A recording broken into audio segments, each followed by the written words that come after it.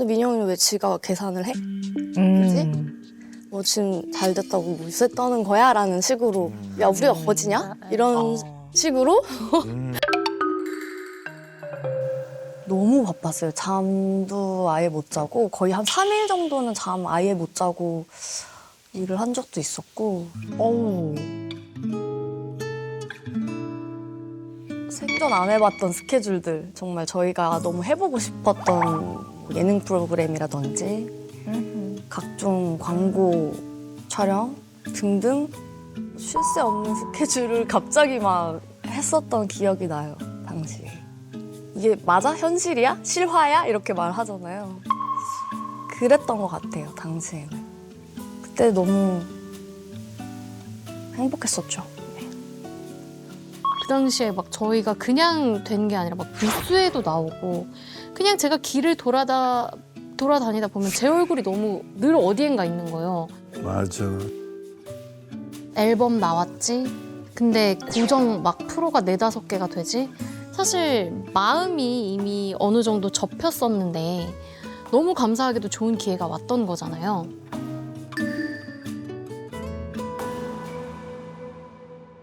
제가 그 당시에 어디를 가든 많은 분들이 행복하시죠? 이제 기분 너무 좋으시죠? 너무 축하드려요 하는데 그 어느 날은 그런 걱정도 하기도 해요. 이게 한순간에 다 날아가 버리면 어떡하지? 그러니까 너무 꿈처럼 다가온 시간들이랑 날들이었기 때문에 이게 하루아침에 날아가서 내가 다시 예전으로 돌아간다면 똑같이 할 수 있을까? 뭔가 그런 생각들도 많이 들고 어느 순간 되게 덜컥 겁이 나더라고요. 갑자기 하루아침에 주목을 받다 보니 내려가는 길만 남았다고 생각을 한 것 같아요. 그럴 수 있지. 저희를 보면서 되게 많은 분들이 희망을 가졌다. 막 너무 좋은 친구들인 것 같다. 이런 얘기가 가장 찔렸던 것 같아요. 가장 찔렸던 것 같아요. 왜냐면 왜?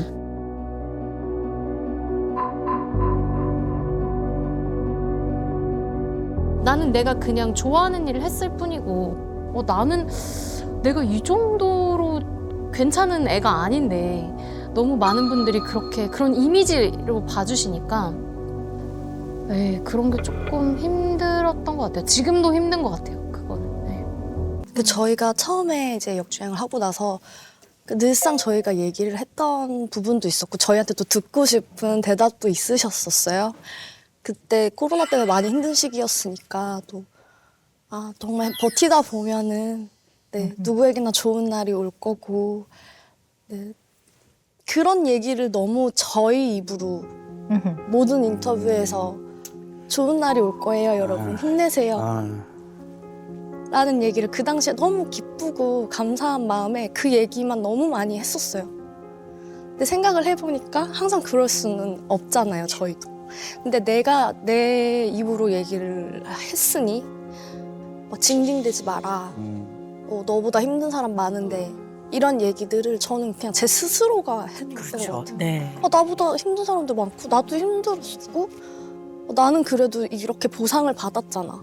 나는 그렇게 운이 좋은 사람이고 난 행복한 사람인데 감히 내가 이렇게 또 갑자기 힘들다는 생각을 해도 되나?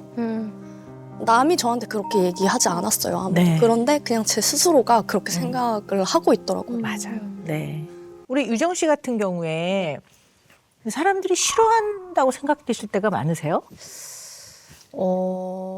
요즘 들어 조금 그런 것 같아요. 네, 그냥 이런 거 있잖아요. 누군가가 갑자기 모든 사람들이 다 쟤네들 너무 착한 애들이야. 쟤네들 너무 좋은 애들이야. 인성도 너무 훌륭하고 너네 부모님 어떻게 이렇게 너네를 잘 키웠니? 진짜 너네는 포기를 모르는 애들이야. 막 이런 프레임이 너무 씌워져 있다 보니까 어느 순간부터 요즘 들어는 이제 뒤에서 계속 얘기가 들려오니까 쟤 성격이 어떻대? 쟤 사실 알고 보니까 이렇다던데 누가 걔가 인사를 안 하고 지나갔대 방송국에서 걔네 뜨더니 되게 그래졌다. 심지어 내가 하지 않은 일들이 했다고 사람들이 인식을 하면서 걔 성격이 그렇다며 어떻다며. 근데 사실 저는 떼기 전부터 이런 애였거든요. 사실은 장난도 잘 치고 나도 누구 마음에 안 들면 싸울 때도 있고 친구들이랑 얘기할 때 막 비속어 섞어가면서 말할 때도 있고.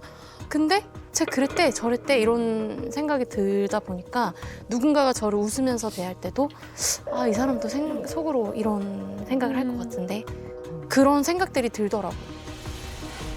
선생님, 저는 그 한창 이제 완전 역주행하실 때 그때 저희 같이 사는 남자가 그 코로나 중에 남편이죠. 네, 남편이 네.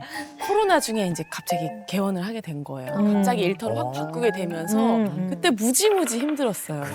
무지무지 힘들어 했는데 그때 그렇게 잠도 부족해서 힘들다는 사람이 집에만 오면 저 그럼. 영상을 이렇게 받을 그러면 이름까지 다 외워요. 진짜 그분이 알려주신 거예요. 그래서 자기 딸 그 제일 친한 친구 이름도 모르면서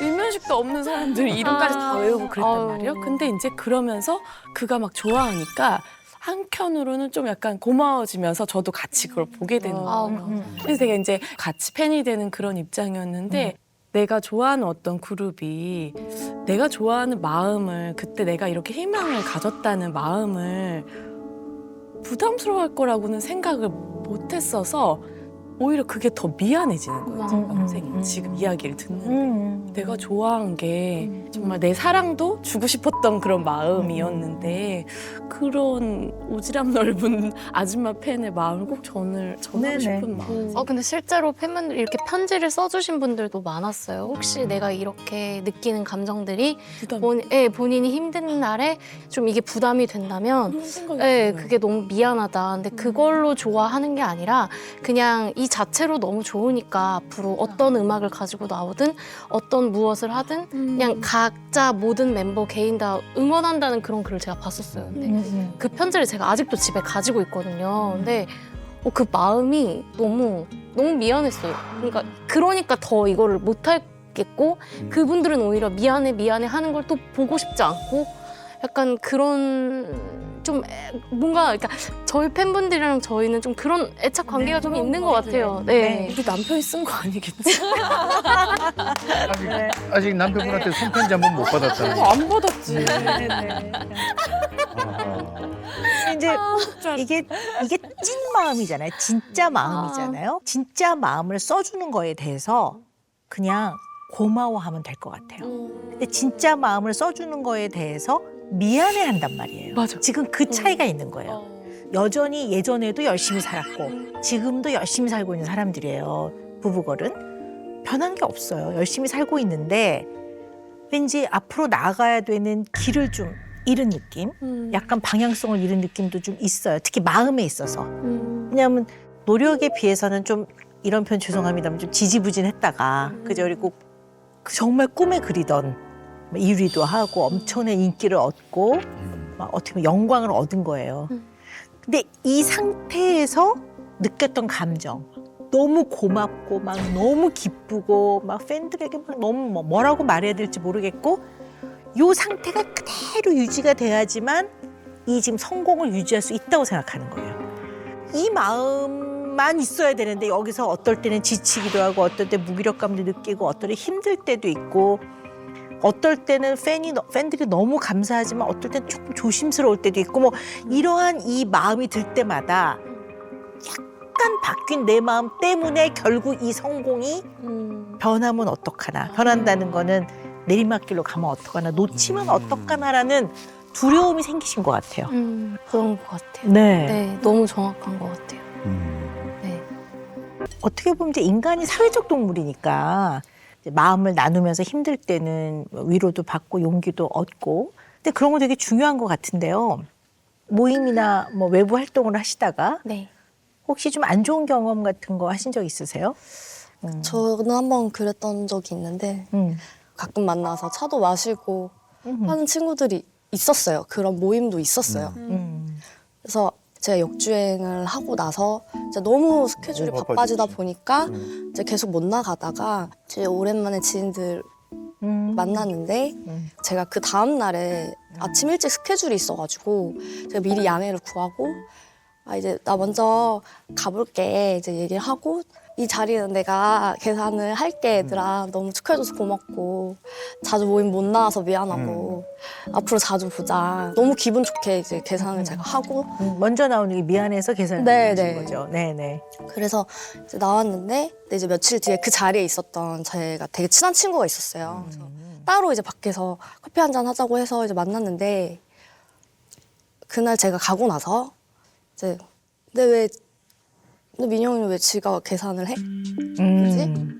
뭐 지금 잘 됐다고 뭐 요새 떠는 거야? 라는 식으로 야 우리가 거지냐? 이런 식으로 이제 좀 술이 됐다 보니까 그런 얘기를 했다고 하더라고요. 그래서 사실 저는 이제 그 얘기를 듣고 좀 많이 속상했어요. 그렇죠. 그렇지. 네. 네. 그 이후로는 그 모임을 그냥 아예 안 나가게 됐고 이제 다른 얘기는 안 했어요. 그냥 저를 모르고 있는 아예 그런 오픈 채팅방 채팅방. 같은 경우에는 음. 좀 편할 것 같아요. 차라리. 네, 뭔가 나를 알고 있고 나를 걱정하고 나를 생각하는 사람들보다는 훨씬 편할 것 같아요. 네. 누구한테 걱정을 끼치는 게 굉장히 마음이 불편하세요? 그쵸. 가장 불편한 건 부모님이고 걱정이나 그래서 저희 엄마는 아직도 카톡으로 유정아 이렇게 얘기를 하고 제가 대답이 없으면 그날 저희 집에 꼭 들렀다 가세요.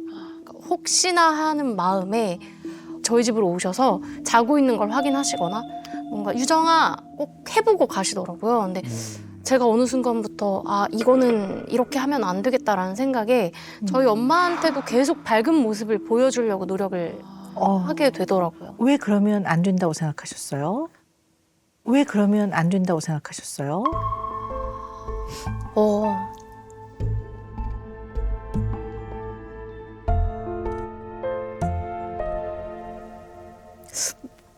모르겠어요.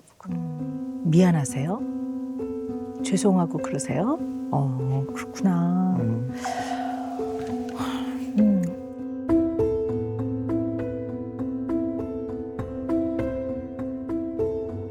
근데 사실 그게 사랑인데. 네, 물론 표현은 걱정이라는 형태로 표현이 되잖아요. 걱정해 주시는 거잖아요. 근데 그거의 본질은 사랑이거든요. 사랑하니까 걱정하는 거거든요. 어떻게 보면 너무 걱정을 하시니까 내가 걱정을 끼쳐드렸다고 생각하니까 미안한 건데 부모 입장에서는 사랑하기 때문에 마음을 쓰고 있는 거고 사랑하기 때문에 궁금한 거고 사랑하기 때문에 걱정해 주는 거거든요. 그러니까 저는 그 걱정이 사랑인데 그게 이렇게 죄송하고 미안하구나 유정 씨가 그런 생각을 하면서 좀 들었어요. 네. 좀, 네, 마음이 좀 안 됐어요. 쭉 들으니까. 왜냐하면 자신을 지키기 위해서 나아가서 그룹을 지키기 위해서 어떻게 보면 자기 스스로를 외부와 약간 고립을 일부러 시키는 지금 정서적인 약간 고립 상태예요. 다른 사람과 감정을 공유하고 나누고 그 과정에서 위로와 지시를 받고 이런 것들을 정서적인 교류라고 하는데 그런 거를 지금 잘 하지 못하는 상태. 그걸 정서적 고립 상태라고 하거든요. 근데 이 고립이 본인 이제 스스로 자처해서. 근데 그 고립을 시키는 가장 큰 이유가 나를 지키고 그룹을 지키기 위해서니까 되게 안 됐죠. 네, 되게 힘들겠다는 생각은 들어요. 조금 폭식을 하는 게 있는 것 같아요. 작년 8월에 제가 무리하게 좀 다이어트를 했어요. 2달 동안 한 10kg 정도를 감량을 했는데 끝나자마자 너무 먹고 싶은 게 많은 거예요. 그래서 무리하게 해서 뭔가 많이 좀 시키게 되고 막 여러 가지가 막 먹고 싶고 시키면 다 먹지도 못하는데 꾸역꾸역 먹고 또 먹다 보면 또 내가 힘들게 이렇게 뺐는데 그렇죠. 이거 또 다시 돌아올 것 같은데 그런 불안감이 생기면서 스트레스를 받더라고요. 후회가 되죠, 제가 후회. 네, 후회가 되고 목토도 하세요? 네? 목토. 먹고 토하는 거. 그러니까 처음에는 안 하려고 했는데 계속 그 불안감이 해소가 안 되니까 하게 되더라고요. 소화도 안 되고 하게 되더라고요. 소화도 안 되고 하니까. 네, 하게 되더라고요. 근데 그게 어느 순간부터는 안 하려고 해도 이제 물렁거려요. 막 먹으면 어느 정도 먹으면 속이 막 니글니글 하는 것 같고 그렇게 해서 이제 좀 하다 보니까 막 목도 아프고 그럼요. 네. 계속 악순환의 반복이 음. 됐었어요, 최근에. 근데 이렇게 말씀을 좀 들어보면은 우리 민영 씨는 어떤 면이 조금 보이냐면 조금 요즘 표현으로 하면은 약간 성취 욕구가 높으세요. 목표를 정해서 굉장히 열심히 해서 성취를 해내려고. 그러니까 성취지향적인 면이 있으니까 스트레스 해소하는 것도 뭔가를 해. 뭔가를 먹고 또 토했다가 이게 이제 어떻게 보면 성취지향적인 면이 있어서 그 뭔가를 성취하기 위해서 되게 열심히 하시는 분이거든요. 그래서 우리 민영 씨 같은 분은 무기력해졌을 때 조금 귀찮고 아무것도 하고 싶지 않을 때 굉장히 두려움이 생길 것 같아요. 이게 계속 이런 마음이 오래가면 어떡하지? 왜냐하면 좀 귀찮고 모든 게 좀 뭐 나중에 하지 이런 마음이 생기면 나는 어떡하지? 이러한 어떤 굉장히 당황스러움, 네, 두려움이 있을 것 같아요. 그런데 이 성공이 내 손 안에서 이루어진 느낌이 안 드는 거지. 이 성공의 주도권이 밖에 있는 것 같은 거지. 내가 계획을 세워서 하고 있는 게 아닌 것 같은 거예요. 그럼 되게 불안할 수 있어요. 왜냐하면 내리막길도 내가 어떻게 노력을 하거나 내가 어떻게 해서 막을 수 있는 게 아니라는 두려움도 생길 수 있을 거라고 보거든요. 어쩌면 이러한 역주행 성공이 굉장히 기쁨도 좋지만 그 뒤에는 엄청난 두려움이나 불안도 생겼을 것 같아요.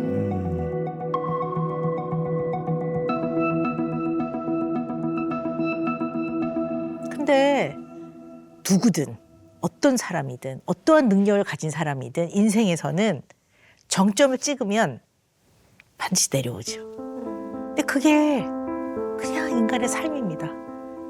그래서 그게 조금 마음 안에서는 굉장한 두려움, 놓치게 될까 봐 그런 마음이 있지 않았나 싶어요. 네. 그래서 이런 게 약간 플라토 신드롬이라는 게 있어요. 플라토 신드롬이라는 게 뭐냐면은요. 목표를 달성하고 난 후에는 이 목표를 달성하고 나서 길을 잃는 거예요. 난 이제부터 뭘 해야 되지? 약간 성공 후에 오는 어떤 허무함, 내 공허함, 위기 이런 것들을 느끼는 거죠. 이런 현상을 플라토 신드롬이라고 해요. 그래서 막 스포츠 선수들, 가수들, 아티스트들 이런 분들이 딱 이제 어느 정도의 궤도에 올랐어. 이러고 났을 때 느끼는 약간 공허함, 허망함, 길을 잃은 것 같은 느낌. 이런 것들이 플라토 신드롬이라고 하죠. 네, 나의 성공이 지금의 어떤 이루어진 게 운이 많이 작용을 했다. 이런 생각을 많이 할수록 요 플라토 신드롬을 경험하는 경우가 더 많다고 해요. 아니 근데 사람이 인생을 쭉 살면서 흔히 말하는 행운이라는 게 이렇게 간헐적으로 와요. 오는데 행운이 왔을 때 그 행운을 담을 준비를 하고 있어야지 그 준비된 그릇 안에 행운이 담겨요. 그걸 하고 계셨던 거예요. 6년 동안 열심히 하고 국군 장병들 위문 다니고 그것이 한 번이 아니라 꾸준히 쌓이고 그 장병들이 계속 군대에 있나 또 나와서 제대하면 또 그리고 또 다른 사람이 또 군대를 가고 뭐 이렇게 하면서 이 저변이 단단했던 거예요. 그래서 절대로 운에 의해서 너튜브 영상 하나 때문에 갑자기 벼락 스타가 됐다고 생각은 안 했으면 좋겠어요. 근데 이런 생각을 할수록 자꾸 불안할 거예요. 어느 날 뭔가에 또 의해서 우리가 내리막길로 가면 어떡하나? 내리막길은 반드시 와요. 그냥 그것도 좀 편안하게 받아들이고 내리막길이 추락을 의미하는 게 아니라 내려왔을 때 약간 한 발 내려오면 또 거기서 할 수 있는 일이 있는 거고 또 두 발 내려오면 또 거기서 또 지속적으로 팬과 소통하고 좋은 또 노래와 춤을 선사할 수 있는 기회가 있는 거니까 이런 방향을 잘 잡아야 될 것 같아요. 네. 실제로도 그 롤린이 좀 운으로 됐다고 생각을 많이 하셨죠, 두 분은? 네. 시기를 네. 탔다고 생각했어요. 그러니까 저희가 정말 갑작스럽게 이제 대중들 앞에 서게 되고 받아보지 못했던 관심을 하루아침에 받다 보니까 너무 일단 처음에는 그게 너무 기쁘면서도 되게 신기하기도 하고 이게 언제까지 우리가 이렇게 받을 수 있을까라는 그런 생각도 들었고 그러니까 이제 선생님이 말씀하셨던 것처럼 오점을 남기고 싶지 않고 사람들이 좋아해주는 모습만 계속 보여드리고 싶고 뭔가 더 힘들거나 투정을 부리면 안 될 것 같아서 더 밝은 척 막 더 막 그랬던 것 같아요. 네. 심지어 그때 저희가 노래가 너무 좋은데 안 되니까 그거를 리믹스를 해서 냈었어요. 그 다음 해에. 아, 롤린을? 근데 네, 그래서 뮤직비디오도 저희가 나름 찍고 이렇게 입소문은 조금씩 있는데 이게 막 저희가 생각한 만큼 잘 안 되니까 그게 좀 답답했었는데 지금 선생님이 말씀하시는 걸 들어보니까 그 모든 것들이 다 노력이 이렇게 되지 않았었나. 당연하죠. 네. 그러니까 그릇을 준비하고 있었기 때문에 행운이 싹 지나갈 때 그 그릇에 행운을 탁 담을 수 있었던 거예요. 근데 절대로 하루아침에 노력 없이 운에 의해서 너튜브 영상 하나로 떴다. 이런 생각은 안 하셔도 될 것 같습니다. 네. 저는 운도 실력이라는 말을 아직 이해를 못했었거든요. 근데 선생님 말씀 듣고 이게 이해가 됐어요. 아, 운도 실력이라는 말이 이런 말이구나. 그때 저는 순전히 운이라고 생각했었기 때문에 진짜요? 사주도 되게 많이 보러 다니고 아, 이 운이 아, 어디까지 네. 가나, 그때 언제까지 운이 또 가나. 좋더라고요. 순서가 잘 됐을 때 운이. 그래서 아 그래도 내가 그때 동안 해온 게 있으니까. 그러니까 댄스 씬에서 다져놓은 게 있으니까 그쵸, 연락이 그쵸. 왔겠죠. 네. 그러니까 됐을 수 있었구나. 뭔가 지금에서야 좀 와닿는 것 같아요. 운 실력이라는 말이. 네, 운때가 온 거는 늘 감사하게 생각하면 네. 되고 또 그것을 잘 담기 위해서 본인이 할 수 있는 최선을 다해서 늘 연습하고 노력하고 최선을 다하는 건 필요한 거죠. 네, 그게 이제 길을 잃지 않는 거, 네, 방향을 잘 잡는 거라고 볼 수가 있어요. 또 하나는 또 제가 좀 약간 팩트 폭격을 좀 해보자면요. 팩트 폭격을 좀 해보자면요. 아, 이 말할까 말까. 하고 불편하면 편집하죠. 아, 그래. 그 말해줄래. 응. 근데 오늘 이렇게 만나보니까요. 정말, 아름다운 여성들인 것 같아요. 이제 아름답다는 건 외모뿐만 아니라, 마음도 아름답고, 노력하는 모습도 아름답고, 또, 팬들을 생각하는 배려심도 아름다워요. 근데 왜, 막 18, 19, 20 이러한 걸그룹에 그막 와 너무 예쁘다 그런 건 아니잖아. 그런 건 아니잖아. 아니 예뻐. 내 얘기는 안 예쁘다는 게 아니라 예쁜데 아니 왜 그거잖아요. 뭐 아무튼 뭐 최극강 미모 막 아니 그것 때문에 팬들이 좋아하는 건 아니라고 봐요. 그죠? 그냥 이 모습으로 좋아하는 거예요. 좀 나이가 많은 걸그룹이야. 그래. 그래도 팬들은 우리는 부부거리 좋아. 엄청난 가창력 소유자 아니야. 그래도 우리는 부부거리 좋아. 이렇게 나와서 4명이 하는 게 그냥 좋아. 왠지 저걸 보면 우리는 그냥 나도 그래. 희망을 갖고 열심히 살아야지. 근데 나는 그렇게 느껴. 이런 거거든요, 팬들이. 그러니까 왜 민영 씨가 왜 그렇게 살을 막 저러고 빼 그럴 필요 없어. 왜냐면 왜 살을 살이 별로 안 나. 저 토크 안 섞을래요. 아니 디스하는 게 아니라니까. 나는 이분들의 찐 가치를 네. 그냥 그 표현으로 말씀을 드린 거예요. 그러니까 여러분들은 가장 힘든 곳에 자발적으로 적극적으로 찾아갔던 그 6년간의 세월에 한 겹 한 겹 쌓인 것 때문에 좋아했던 거지. 얼마나 그게 가치 있고 훌륭한 건데 그걸 잊지 않았으면 좋겠어요. 지금도 드세요. 괜찮습니다. 드세요. 근데 팬분들에게는 네. 우리 팬분들에게 부부거리 극강의 미모고 극강의 그 보컬리스트들이고 극강의 진짜 맞아요. 그건 사실이잖아요. 맞아요.